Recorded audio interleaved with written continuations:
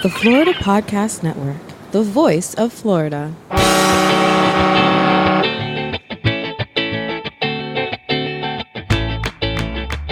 Welcome to episode 1 of the Florida Podcasting News Show on the Florida Podcast Network. On today's episode, we'll be introducing you to the type of content you can expect in every episode, Florida's podcasting industry news, general podcasting news and trends, the latest with our network, and closing out with a final tip from one of us. This episode is brought to you by Podfest Multimedia Expo. Thanks for joining us. This is Jemmy.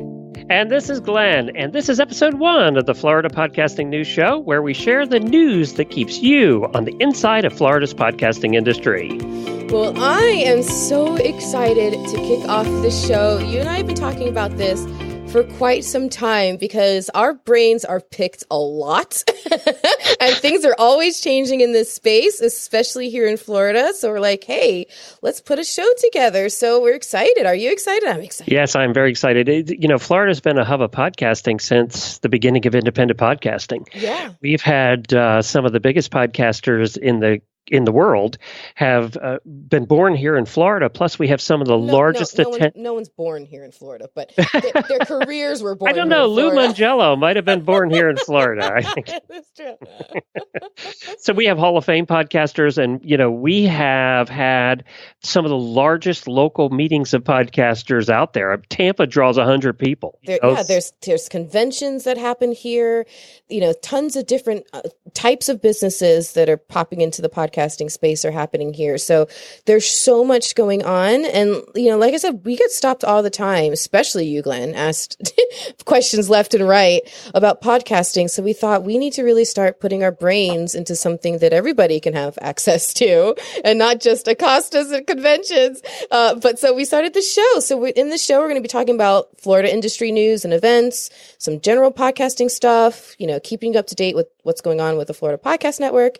And we're also always going to try to give you a closing final tip because we want this show to be educational as well as entertaining, right? And informative. We've learned a little something over the 8,000 episodes, literally, plus that now that we've put out. So over the last 11 years. I know. So you, Glenn, you're the founder of the Horse Radio Network, which has just dominated the independent podcast space and really all of Florida. So, we're just founding the Florida Podcast Network together. We're getting that show rolling and everything. And, we've certainly been in this business for quite some time. So it's about time that we shared everything that we've learned. Yeah. And you've been at it for 4 or 5 years and, you're really good at the technical side of things. I am. You're Glenn the geek, but I feel like I should be the geek. Yeah, you should. You should. You know a lot more about some of the geeky stuff than I do. But we're going to, I'm excited about bringing the educational component because you're right. We have learned a lot over the years of what we're doing. We've done some things right and many things wrong, but we've learned along the way. And hopefully we can help podcasters out there who are looking to have 1 or 10 or 20 shows not make the same mistakes we did. Exactly. And so whether you're just starting out as a fresh new podcaster, even just like kind of thinking about getting into podcasting and you want to get off on the right foot, or you're wondering whether or not the podcasting space is actually something that you can, make a little bit of a side income on or whatnot, all those questions will be answered for you here. So with that being said, let's get on to this content we keep talking about already and get into the Florida industry news. Well, we talked a little bit about how large podcasting was in Florida. The Florida Podcasters Association, that was started by our friend Chris Kermitzos, is 758 members on Facebook as of this morning. And also, you are the organizer of the Palm Beach Podcasters. I am, which has had a grand total of 0 meetings the last year, but I swear it all is holy. We are kicking it back off at Podfest this year, and I'm so excited. So yeah, there's so many podcasters in South Florida, in Florida as a whole. So yeah, Florida Podcast Association is nearing in on 800 members. Palm Beach Podcasters about 50 members, but they're meetups throughout the state. And it's amazing. And if you ever look up that movie, there's a documentary that Chris did called The Messengers that stars the one and only Glenn. And he's one of the stars of the show. If you look up The Messengers, like at least half of the podcasters in that documentary came from Florida. It's just, we're a massive space here. So it's pretty cool. But I mean, I got into podcasting because, I really wanted to know, how do people do things for a living that they love, and how do they pursue their passions and stuff. That's why I had a question I wanted answered, and I had to have it answered by multiple people, and I wanted to inspire people to do the same. She's a slow learner. I'm a slow learner. So that's why I got into podcasting. But people get into podcasting for all kinds of reasons, whether it's to do it as a business or to boost your business, to platform yourself as an influencer and present yourself that way. There's so many different reasons. I mean, why did you get it? Yeah. Yeah, like me, I just got into to be an entertainer again. Yeah. I just wanted to entertain people. Yeah. That was all. I mean, that's why for 10 years, I was an actor, and I missed doing, I missed entertaining. I was in business and, working in the business world for many, many years, and I just missed being a performer. And that's why I got into it. So, it turned into, a full-time profession after a couple of years, and I've been doing it professionally now for 8 years. Yeah. But that's not why I got into it in the first place. It was just to get some entertaining energy out. Exactly. And it's funny, as we meet people, other podcasters and, who are in our area, we find all kinds of reasons that we get into, like our friend Lee, who has been battling cancer. So that's why he got into it. But the great thing about podcasting is it can do so much for all kinds of different people, both the listeners and the podcaster themselves. So if you're thinking about getting into podcasting, it's a phenomenal space that's always evolving and always offering immense opportunity for new people. And anytime someone asks me, how do I get started in podcasting? I say the number one thing you have to do is meet other podcasters. Don't make the same mistakes that they've already done, and network. And there's no better place to network than in a convention such as Podfest, which is where Glenn and I met. And I know it changed my world. I don't know if it changed your world for the better, Glenn. I don't know if you'll say the same thing. Well, we have a little show we're doing together called Finding Florida now, where we travel all over the Florida doing a travel adventure podcast that's different than any other one I've ever seen. Right. So yes, once a month, it's changed my life. I go on the road. So if you go to a podcast convention, you can meet people, learn stuff, and really integrate yourself and get a network of support and people that you can kind of pick your brains with. So the Podfest is coming up actually in beginning of March 7th through March 9th in Orlando. Glenn and I are actually going to be keynote speakers there. We're very excited. They're daring to put us on the main stage. I don't know why. Together. So this craziness will be on the stage. They're only giving us one mic. We're going to be fighting over it. I know. I'll win. So if you'd like to join us, please go to podfestexpo.com, and you actually use a promo code New Year, all caps, one word, New Year 19, and it'll give you a bit of a discount. So it'll help you out in getting there. But it was actually cool. Another way that people were helped in getting there. Now, don't get too excited, because this opportunity I'm going to tell you is already passed as of today that we're recording. It's the deadline, okay? But it's important that I tell you this, and I'll tell you why. So Himalaya, who is a chief sponsor of Podfest this year, did something really, really, really cool.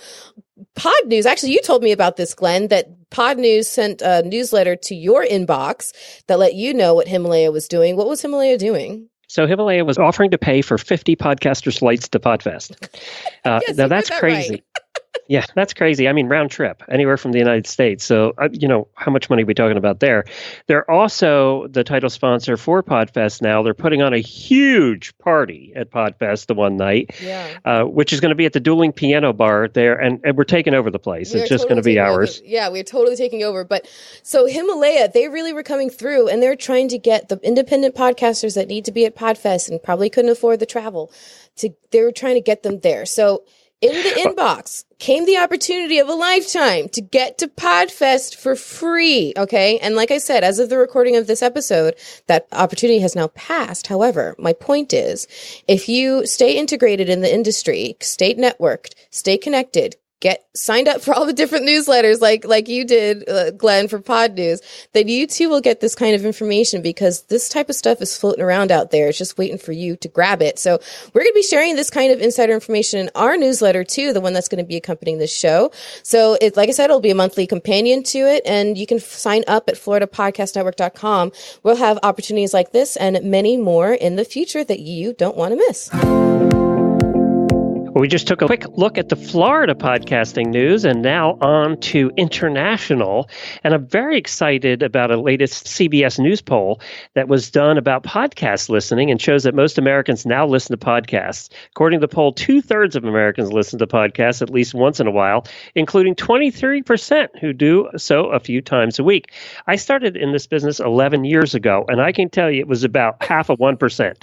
How many months to get 12 listeners? Yeah, we were in it, and this is actually a good lesson for new podcasters. We were in it at the Horse Radio Network, the Stable Scoop Radio Show 11 years ago.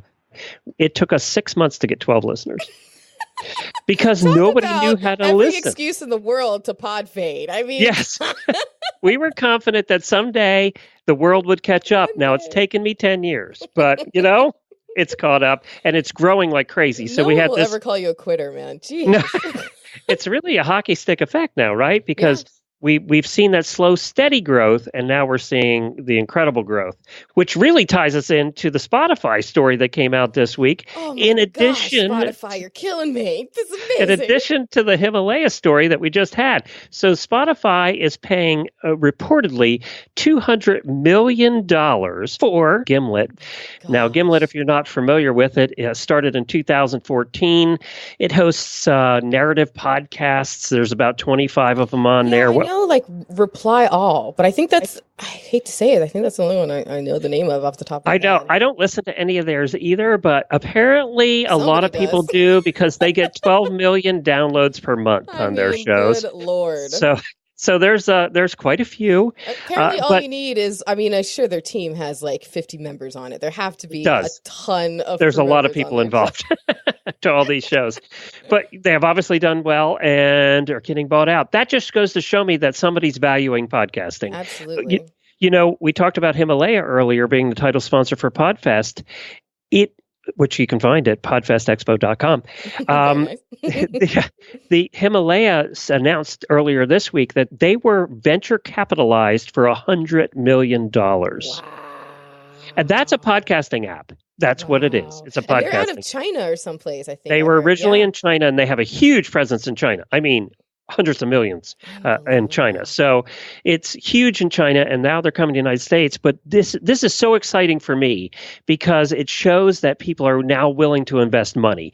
And that's something that we haven't seen a lot of before. And so they're investing money not only in the content side, but apparently there's a lot of reason for people to invest money in the advertising side of podcasting as well, because this mid-roll study just came out that says that podcasting advertising generates up to 4.4 times better brand recall than other digital ads. So not only are listening up podcasting, not only is money flooding the industry for the content creators, but it's also flooding the industry with opportunity for the advertisers as well. So there's opportunity for everybody. I mean, this last study from Midroll was according to findings from 11 different Nielsen effectiveness studies. So this is the real deal. And the fact that Nielsen, they're the ratings company, and they're taking podcasting very seriously. They're paying a lot more attention to it and investing a lot more into podcasting. So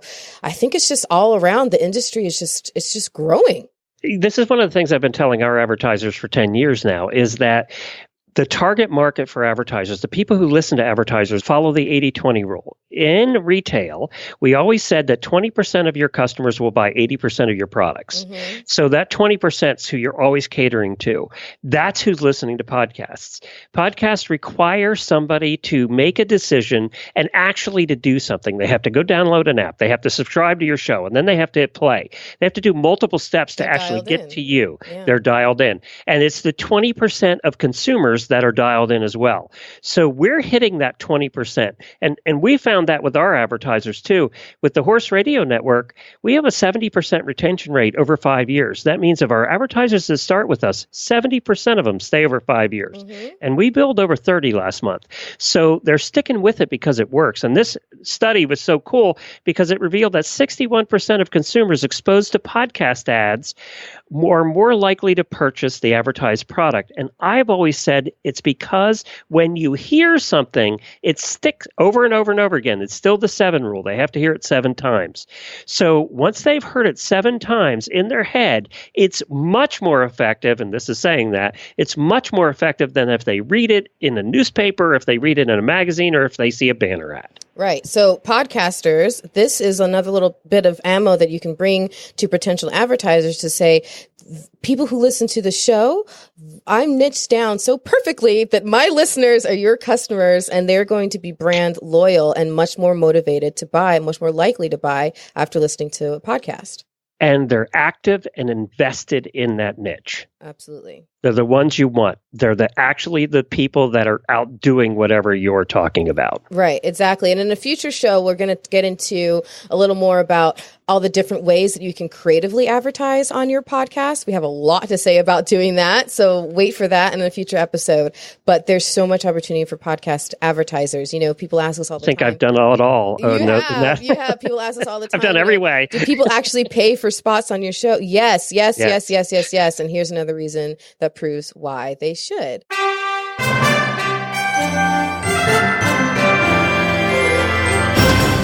And now on to the most important news of the day. Of course, the latest and greatest of what's going on with the Florida Podcast Network itself. We're so excited to announce that we have a new show joining the network, Beach Talk Radio.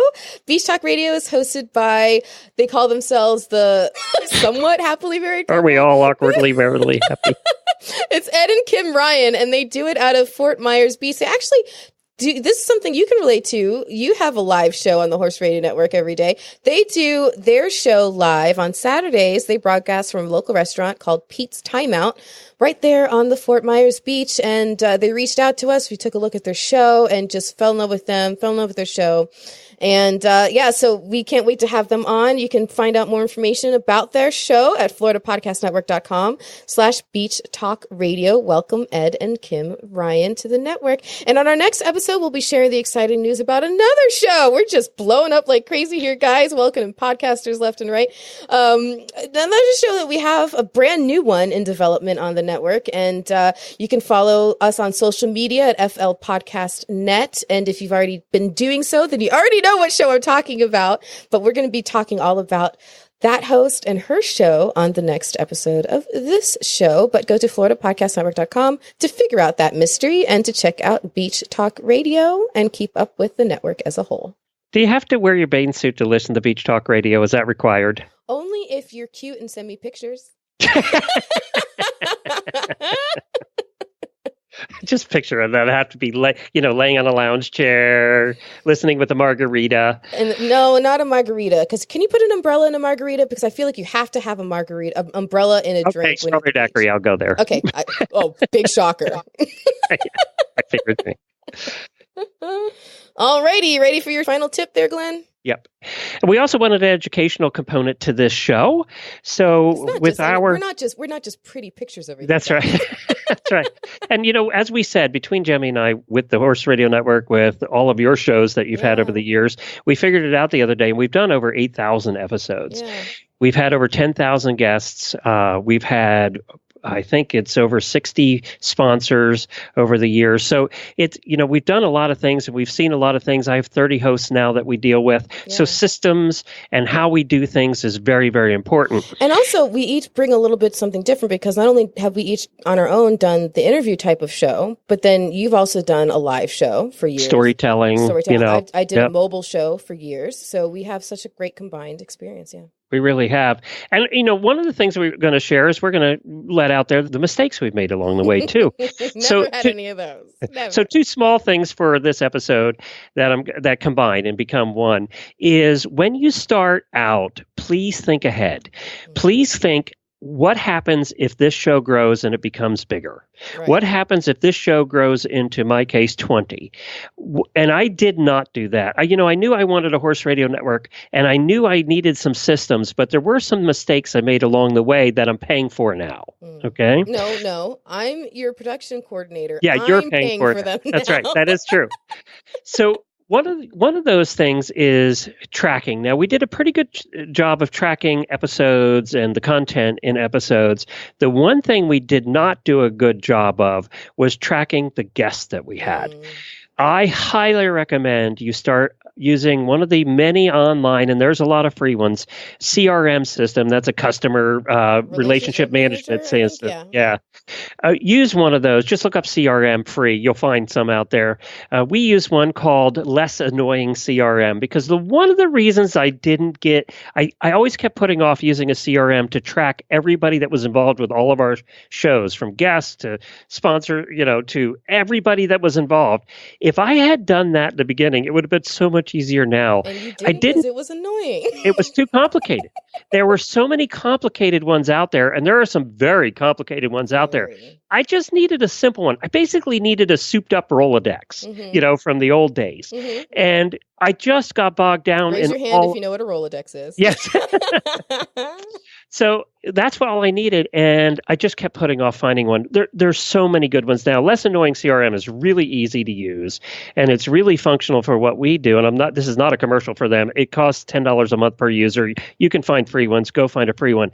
But just to give you an indication, if I had started that 11 years ago instead of, a year ago, I would now have over 15,000 people in there. And they would have been every guest we ever had on. And these are some of the top names in the horse world. Now to find those, I have to go digging back in all the show notes. It's boxes and boxes of business cards. It's just more complicated. I wish I had done it. Think ahead. Think, what am I going to do if this grows bigger? What systems and organization am I going to need in place for down the road? Make it scalable. Yes. I know it's hard to think about that because we're always dealing with what we have to get done by tomorrow, right? And there's other things in our lives, and podcasts is just part of it. I know. I went through all of that at the beginning. So I get it. But boy, that one thing, if I had done it then, would have taken 5 minutes a day instead of now where it's going to take us a massive amount of time to correct that error. Let me tell you. So when Glenn first approached me with the idea of doing a CRM for Florida Podcast Network, I wasn't all that excited about it. It's not the sexiest thing to talk about. You have so much other things to do. And yeah, exactly what you're saying. You're worried about what you need to do that's due tomorrow. But now that we've put it in place, I am more addicted to it than Glenn is. And let me tell you, there's nothing more satisfying than going into the CRM and typing up a task and assigning it to Glenn. That is the most satisfying feeling in the world. So I highly recommend a CRM. And this isn't an official commercial or anything either, but I do have a friend, Jeremy Pound, who owns a CRM company. So I just want to give him a shout out to Juicy Results. So go to juicyresults.com if you're interested in building a CRM for your company that works for you. It doesn't have to be complicated. Just get it started. Get it started. And every contact you make, put in there. And so this was an extremely useful tip from Glenn. I'm going to share another extremely useful tip that he gave me. So in Florida, we're known for a lot of things. And one thing we're known for are our lightning and thunderstorms. And it was thundering and lightning like crazy. And I was recording something and I was telling him, oh my gosh, there's big crackles of lightning over my head. He immediately types in, take off your headphones. He thought I was going to fry myself in the middle of a lightning storm. And I'll tell you why. Because we lived in a big farmhouse. It was a large farmhouse. It was a really wicked storm in Pennsylvania. We actually went to the basement. It was that wicked. We were worried about tornadoes. And there were tornadoes in the area. And lightning hit the house and blew out all of the appliances. So you didn't want to see that happen to my head. Yes, I didn't want to see it actually happen on your head. So yes, remove your headset in Florida when the thunderstorms are around. Look at that. You guys got 2 tips for the price of one in today's episode. One will save your business. One will save your brain. Yes, exactly. Oh, man. For more updates on all of this and all the other news, plus details and show notes about today's show, go to floridapodcastnetwork.com/FPN news. You can find details and show notes about today's episode, plus sign up to receive the newsletter that accompanies this podcast. We also would really love all of your feedback. So join us in our closed Facebook group exclusively for superfans of the Florida Podcast Network shows. Just search for FPN Insiders on Facebook to leave us comments or gain access to early scoops, contests, and other special treats. So we look forward to meeting you in there. Or if you have any podcasting news to submit to us for this show or for our newsletter, please email me at Jaime, Jaime, at floridapodcastnetwork.com. Many thanks to this week's sponsor, Podfest Multimedia Expo. Get more information and your tickets today at podfestexpo.com and use the code NewYear19 for your discount. And be sure to visit all the great shows on the Florida Podcast Network, including Gemini's Finding Florida. I think you won't find anything like it. And I think if you take a listen to it as a podcast, you're going to realize how much production goes into this show. Yeah. This is the most labor-intensive show we do. You can find them at floridapodcastnetwork.com. Until next time, thanks for hanging out inside Florida's podcasting industry.